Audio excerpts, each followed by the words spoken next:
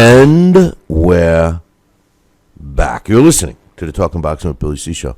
Glad you could join us. Don't forget, if you're a fighter and you're looking to get out of town and prepare for your next big fight, don't forget about the Normandy Gym in Miami, Florida. Danny Hawk's got a great facility down there, and I highly recommend it. Find out why Bernard Hopkins has went there for his camps to prepare. Sergey Kovalev, we're talking about him a little bit a while ago, I should say. Lucien Boutte and many, many others. Visit our website, www.billycboxing.com, and click on the Normandy Gym banner, which is on the left-hand side. And also, don't forget about my book, Tom Molyneux, From Bondage to Baddest Man on the Planet, is available right now, where all good books are sold. And you could literally get a copy of it right now by visiting Amazon.com or BarnesandNoble.com. Now, if you like an electronic version, you can get it on Kindle and Nook. Now, if you're looking for a signed copy, visit our website, www.billycboxing.com, and click on the book club section and follow the directions. It's a great read, not just for boxing fans, for all fans. And we're closing out the month of February, which was Black History Month. And I highly recommend it, especially for people that like to get books that coincide, I should say, with Black History Month. And this is a good one. It's a piece of American history, a piece of Black history, and a piece of boxing history. So get the book. Joining us right now is my man, Daxx Khan. What's up, Dax?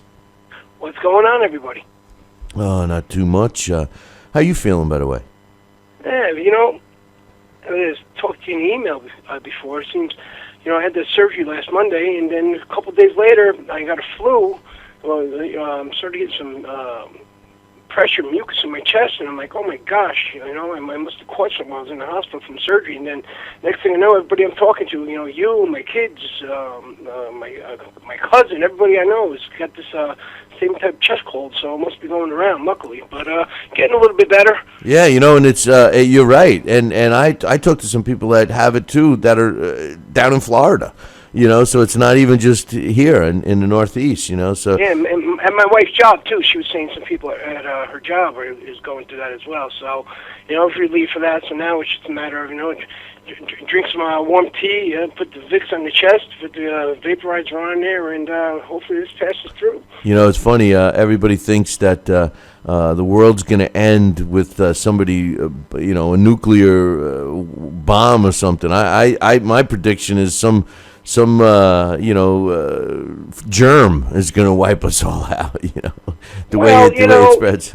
I used to take medicine, Bill, but I gave it up. These things on TV that you see all the time, these commercials for all these top medicines that come out, these state-of-the-art medicines, every single one of them, their side effects are death. Yeah, the side effects are worse than what you're taking it for, I know. Absolutely. Does your heart not beat? You can take Cloragradol. Right. Side effects of Cloragradol, your testicles will fall off, your anus will drop out, but, exactly. Don't stop taking it, and chances are your heart can just implode. It's like, you know what, the disease is worse than the cure. Yeah, you say, oh, you got a headache, take this, but you'll be, diarrhea 24/7, you get this. It's like, wait a minute. Did you ever watch A Million Ways to Die in the West?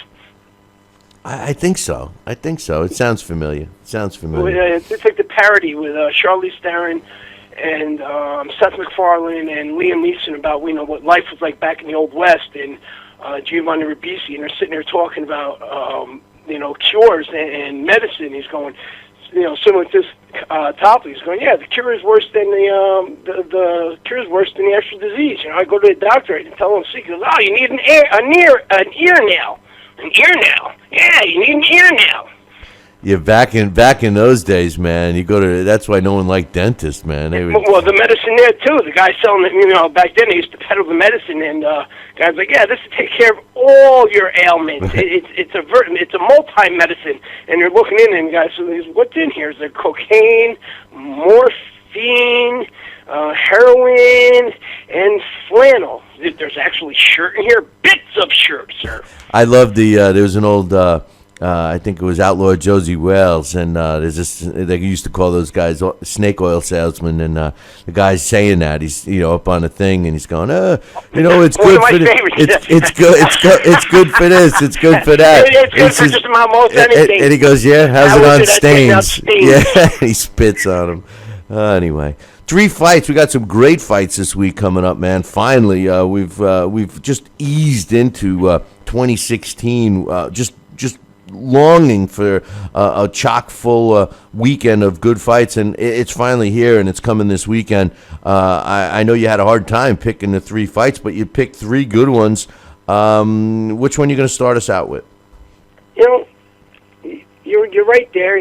We've had quite a bit of a drought, and I was excited for these 3 fights. And the more I think about them, I'm not really that excited.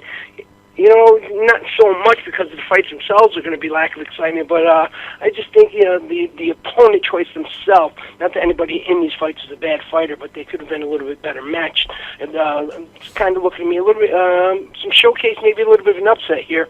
But we have the Leo Santa Cruz defending his WBA Super World Featherweight title against Kiko Martinez, and over at Madison Square Garden we have Terrence Crawford against Hammer and Hank Lundy for Crawford's WBO Super Lightweight title, and over in Manchester, at the Manchester Arena, which you were speaking about earlier, I believe, on Showtime Extreme, is the most significant bout of the weekend, in my opinion.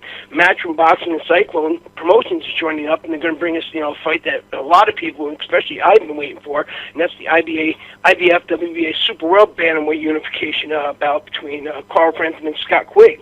Yeah, that one, you're right there. That one is the closest to a 50-50, if not 50-50 fight. The other 2 are live dogs, but there's clearly a favorite in both of those. So which one are you starting off with?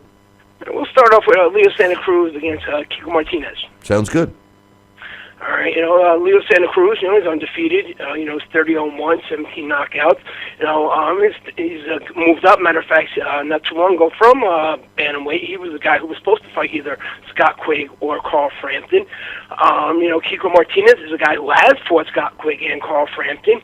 The pros on Leo Santa Cruz is his work rate, first and foremost. His offense is his defense. That's because he keeps his work rate up so high, Bill, because, he's not really a big puncher. But, he breaks his opponents down because of that work rate, and that's great. And he's versatile in his combinations. The way Leo Santa Cruz uses his hook uppercut, really does damage to his guys, and he's quite accurate with it. The pros on Kiko Martinez is his quality of competition. He's faced some of the best available in the super bantamweight division, where he spent almost all his career fighting at. Kiko Martinez, he's well-traveled. He's fought just about everywhere, from Europe to Japan and even the United States. At his best, Kiko Martinez is an explosive fighter who gives his opponents little time to breathe and has terrific stamina. The cons on Leo Santa Cruz is the lack of power. As I stated, that offense is his defense, and he has to produce so much because he's not a big puncher. But because he's always hitting so much, he makes guys a little bit hesitant to walk in on him. His level of competition is a bit questionable. His resume has opponents who look good on paper, but when you dig deep, they're not what they appear. His best win is over Abner Mares, but when you look back at all these guys, including Abner Mares, they weren't really at their best when Leo Santa Cruz fought him. Now, the cons on Kiko Martinez is he's showing signs of being a little battle-worn, only at 29 years old. I think the Carl Frampton and Scott Quigg fights took a lot out of him. Kiko Martinez's last quality win was in 2014 when he stopped Hozumi Hasawaga in the 7th round for the IBF Super Bantamweight title, the one he lost to Carl Frampton. Right after that fight, he was dominated by Carl Frampton. He wasn't stopped, but over 12 rounds he took massive abuse. 2 fights later, Scott Quigg just blasted him out in 2 rounds. In between, Kiko fought one guy, a 16-15-1 Giorgetti Gazzatti, and after the Quigg disaster, Martinez fought 3 opponents who were combined 66-28, and they were stopped and combined, I think, 12 times. 2 are actually flyers, super flyweights, career-wise, and Martinez couldn't get one out of there. That's just to punctuate my point on exactly what stage Kiko Martinez is in his career right now. The official pick, I think, is pretty easy to say, is going to be Leo Santa Cruz. Bill, I'm a bit disappointed in this fight because Martinez has a huge heart, but again, he's a shell of the fighter he once was. I truly believe there's something missing in Leo Santa Cruz. He's exciting. He's a solid fighter, but for one reason or another, they keep him away from the very best in his weight classes when they're at their very best. The Maris fight was impressive, but Abner Maris, too, lost a step, and it was obvious in the ring before his fight against Leo Santa Cruz. Unless Leo Santa Cruz fights Jesus Andres Killar or Vasyl Lomachenko in the next year or so, I'm going to truly believe Leo Santa Cruz is a protected fighter. I don't know, man. I I disagree with you. I mean, I agree with your pick. Leo Santa Cruz is my official pick as well. And I also agree with your points on Kiko Martinez. Very, very tough opponent. Has fought the best former world champion. But I agree. You know, he's got a lot of mileage on him and stuff. But where I disagree is your assessment of Leo Santa Cruz. You know, he moved up in weight. And I think that, you know, he's a victim of the political landscape in boxing. And, you know, until you have the crossover, you know, he's a guy that it's hard to blame. I mean, he hasn't not performed well. He's always performed well, you know, and it's one thing to say what you're saying when a fighter doesn't perform the way we expect. He always has. But then again, the argument could be, well, look who he's fighting. You know, he's not fighting the best. But, you know, just like we make the argument for Triple G, you know, you can't criticize Leo Santa Cruz for not fighting the best. Maybe it's because of some of the political implications that we got to deal with in the sport today. I think the opponents are out there and they're available for him. And I'm not putting Leo Santa Cruz down, and you have a valid point. That could be the issue. You know, with the way politics are in the sport nowadays, it's almost impossible to get a great fight put together. I think over the weekend, one of the biggest fights I found absolutely baffling, as you stated before, and it reminds me of the conversation I had with John Scully a few years back, was Mike Mallow fighting for a Polish heavyweight title. I know. How did this happen? I know. And how's it even an upset? I'm upset that Mike Mallow was even fighting for a Polish title. I know. Yeah, well, they underestimated him. That's them just looking at records. See, that's what everyone does now. They look at the record. You know, they don't look at the fights. But next fight, Terence Crawford against Hank Lundy. You know, you can make similar points, almost the same points that you made for Kiko Martinez for Hank Lundy in this one. You can. You know, Terence Crawford especially, you know, as of late, he's had dominant, not just wins, but dominant wins over top fighters. Thomas Delorme, Derry Jean, Yuriorkis Gamboa, Ricky Burns. I think before he won the title was Andrei Klimov. He went in there with Ramonda Beltran. Hank Lundy. I like Hank. He has great heart. But, you know, his real signature win was a split decision back in 2010. And, you know, the only real knockout he's ever had that's worth even talking about is the one over David Diaz, and that was in 2011. You know, the pros on Terence Crawford, you know, he's versatile. Crawford can outbox his opponent, or he can play the role of a puncher. Terence has a mean streak in him. We've seen it a few times. Once he decides to let that mean streak out, he breaks his opponents down. And, you know, he pretty much ends his fights at will. He uses his fundamentals that brought him to where he is today. He works behind the jab, and he sets up his combinations. Terence Crawford is a switch hitter. In fact, Terence Crawford is one of the very few fighters who can be just as, if not more effective when switching stances. We saw Crawford switch from righty to lefty in the Derry Jean, Thomas Delorme, and Yuriorkis Gamboa fights. When he did, that's when he scored the stoppages, and that's when he truly broke them guys down. Now, the pros on Hank Lundy is he's an underrated boxer who possesses world-class footwork and head movement, and he also knows how to use the ring to his advantage. You know, Hank Lundy, when he's really paying attention and at his best, he looks like a seasoned pro in there, and he actually looks like a guy who should have been a world champion already. And he has a huge heart, and he's willing to take a risk inside the ring if it's needed to get the victory. Now, the cons on Terence Crawford is he has trouble dealing with speed. And sometimes he takes a few rounds before deciding what style he's going to employ. Is he going to fight a righty? Is he going to fight a southpaw? He also eats a few big shots in the meantime. One day, if Terence Crawford meets the wrong fighter inside there and he's not expecting it, one of those big shots might put him on his seat while he's deciding which style he's going to use. Now, the cons on Hank Lundy is Hank Lundy has never really excelled at the elite level. He has quality wins over names, and is stated like Richard Abril, David Diaz, or Jose Alusan. Yet he's never managed to build up the momentum of those wins. And despite being called Hammer and Hank, he's not a big puncher. Only 13 of those wins have come by stoppage. Lundy's been down 5 times in his career. And Bill, he has a good chin, But Hank Lundy seems to have this problem staying focused in the ring. He likes to get too cute in fights instead of focusing on the business in front of him. In 2010, Lundy suffered his only stoppage loss, and that was against John Molina Jr. Lundy was winning the fight comfortably. Molina dropped him in the 8th round, and instead of Lundy saying, you know what, I got to strap down, pay attention, continue my job, what did he do? He goes about clowning. As a matter of fact, the round before he got stopped in, he's throwing punches behind his back, Adrian Broner style. He gets caught by John Molina, and he gets stopped. That same lack of focus cost Hank Lundy his fights against Ray Beltran and Thomas Delorme. He was winning those bouts, but he was more worried about putting on the show than the task in front of him. Beltran and Delorme capitalized on that lack of focus. They scored majority and split decision wins over Hank Lundy. The official pick here, of course, is Terrence Crawford. Lundy will end up on Crawford's highlight reel, if nothing other than the reason, as I stated, he's going to lose focus, or he's going to try and get cute in there. He's going to bring out Terrence Crawford's mean streak, and Terrence Crawford is going to stop him. In my opinion, much like the Leo Santa Cruz fight, Terrence Crawford could have started out the year a little bit better. This is more or less a stay busy fight for Terrence Crawford, and that's no insult to Hank Lundy. I'm a big fan. Yeah, to me, this is an easy fight to pick. Terrence Crawford, to me, is one of the bright spots of the sport today. Young fighter who I think is on his way to superstardom. I think Hammer and Hank, like you say, I don't know where he got the hammer. Maybe he's a carpenter, because he's definitely not a power puncher. But I think sometimes you got to question his preparation because, I've always asked myself which Hammer and Hank is going to show up. If the Hammer and Hank that really, worked hard in training and preparing and stuff, he's a tough out. But if it's the Hank that, is the showman and is there for a payday, he's not so tough. And like you, I'm going with Terrence Crawford. And I really think that this is one of the easier fights to pick this week. But then again, when you think that, what can always happen. What always happens, Hammer and Hank kind of has some shadows of Emmanuel Augustus.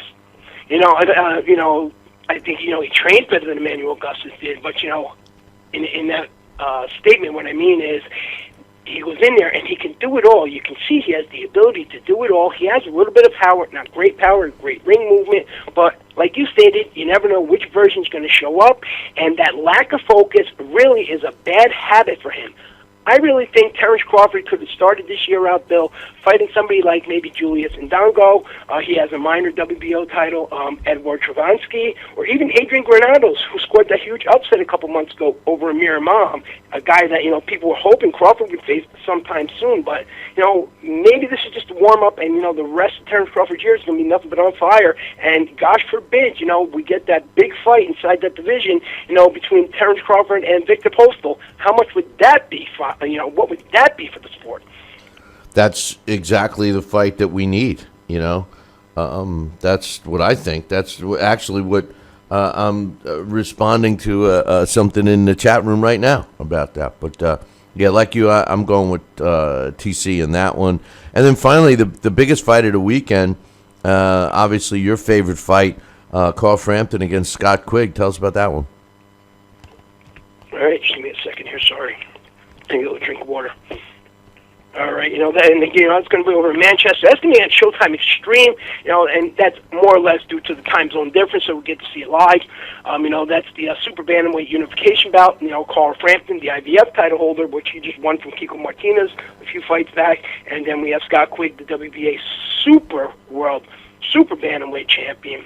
The pros on Carl Frampton is he applies a lot of pressure. He has decent head movement when he chooses to use it. He throws his punches in combinations, rarely one at a time. He always throws twos and threes. He has solid body work. It helps wear his opponents down. And once he wears those opponents down, Carl Frampton really puts on the show and lets his hands go freely. Now the pros on Scott Quigg, he too, like Carl Frampton, punches in combinations and rarely gives his opponents time to breathe. Once Quigg is on an opponent, he stays on him. And again, like Carl Frampton, he has quality body work. Quigg, in fact, to me, has more impressive body work because he digs deep when he lands his body shots. He goes all the way around the elbows to land them, and he really hurts guys.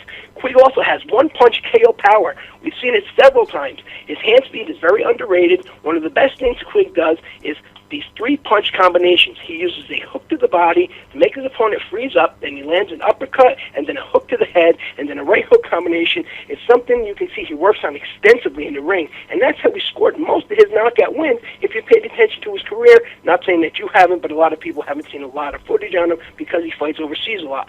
Now, the cons on Carl Frampton is he keeps his hands low. He steps back with his hands down, and he paws out with his jab. He doesn't have a stiff jab, and he really doesn't work behind it. His punch combinations, while quality, are repetitive. It's a combination upstairs, be it 2, 3, or 4 punches. He always finishes downstairs and walks straight back with his hands down.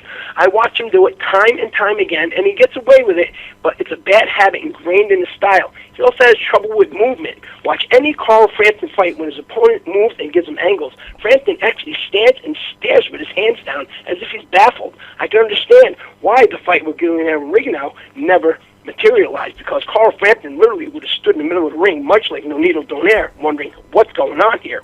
Now, the cons on Scott Quigg is he swings wide at times. The wide hooks to the head when he thinks his opponent is hurt are often reckless. He's open for a counter. Quigg, I think, if he gets to use his jab, much like Frampton, to set up his combinations because he's too busy trying to work inside. That's a big hole in his game that if it improves, it's going to bring him to a new level. My official pick here, though, is Scott Quigg, and I know I'm going against the grain. Scott Quigg, he feels he has a lot more to prove than Carl Frampton. Carl Frampton gets a lot more media attention, and he overshadows Scott Quigg, his biggest rival. Scott Quigg and Carl Frampton have some opponents in common, and Scott Quigg has actually beaten those opponents in common in more impressive fashion. So that's why I'm picking Scott Quigg here. There's a little bit more than just a title here. There's a lot of pride on the line, and Scott Quigg, he's saying to himself, and he said it for a while, I should be the star here, not Carl Frampton. This is truly one of those fights, Bill, in my opinion, what it comes down to is not so much skill because they're very evenly matched up. It's who wants it more, and Scott Quigg wants this fight more. I agree with you. I'm picking Scott Quigg, too. Carl Frampton is a hype machine. Not that he hasn't fought tough fights, like you just pointed out. They have some like opponents, but I think Scott Quigg is the better fighter, and I think he was the one that pushed for this fight more than Carl Frampton. Carl Frampton, wanted to fight, but wanted to be the diva, and I think Scott Quigg he's got a lot to prove. This fight will open up. Listen, face it, the winner of this fight's going to open a lot of doors, but I think Scott Quigg, like you said, I think he wants it more. I too am going with Scott Quigg. I like the fight, and I think it's going to be a great one. And, all three of these cards, Bill, if we don't get what I think all three main events are going to deliver, but if we don't, what about the undercards in all three of these fights? I mean, the undercards in all three of these cards. Oh, yeah. The undercard bouts on all three of these cards, huh? No, I know. I agree with you. Great job, as usual. I wanted to get your thoughts on some of the other issues that we've been talking about. First and foremost, Top Rank releases 5 fighters today. And, I made a point about, actually, our main topic today is, at first when I saw it, I was like, oh, wow, what's going on? And then I realized, I think it's a smart move. I think what I see is that Top Rank is being pretty picky about wanting quality fighters versus the quantity. Where we talk about Al Heyman and he's trying to monopolize boxing by signing everybody, and he's got the quantity, but not so much quality. And I especially when you see Top Rank kicking Diego Magdaleno to the curb, even an undefeated Rick Pasilius to the curb. Chris Avelos has been hot and cold, but Gamaliel Rodriguez is a tough guy. I mean, he's been in there really hard. I don't know. I think it speaks volumes. What's your thoughts? You got to have quality over quantity.